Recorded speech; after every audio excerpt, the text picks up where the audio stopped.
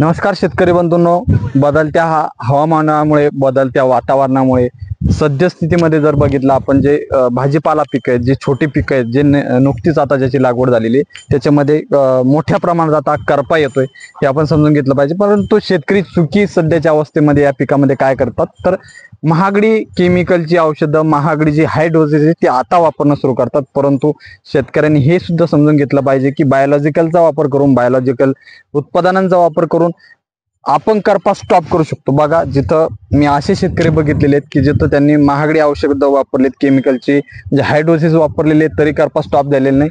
परत झाड आशक्त झालेले, स्ट्रेसमध्ये गेलेले, जास्त भडीमार आपण केमिकलचा त्या झाडावर केल्यामुळे। जर आता आपण बघितलं तर या पिकामध्ये आपण या शेतकऱ्यांनी बॅसिलस सबटिलस आणि सुडोमोनास फ्लोरोसन्स या घटकाची फवारणी घेतली होती। त्याच्यानंतर बघू शकता आपण की एकदम स्टॉप झालेला आहे करपा। सुरुवातीला करपा होता, त्याच्यानंतर तो स्टॉप झालाय जागच्या जागीच।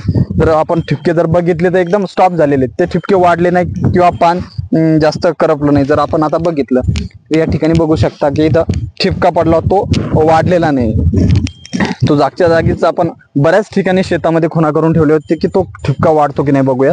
परंतु या शेतामध्ये सुडोमोनास फ्लोरोसन्स आणि बॅसिलस सबटिलिस या दोन जैविक बुरशांची फवारणी केली होती। त्याच्यानंतर 100% करपा स्टॉप झालेले। तर शेतकरी बंधूंनी बाकीच्या हेच लक्षात ठेवलं पाहिजे की जैविकचा वापर आपण सुरुवातीच्या अवस्थेमध्ये करायचा आहे, कोणत्याही अवस्थेमध्ये करू शकतो, पण आपण करपा 100% स्टॉप करू शकतो, 100% करपा थांबवू शकतो। तिथे जास्त खर्च करण्याची आपल्याला आवश्यकता नाही।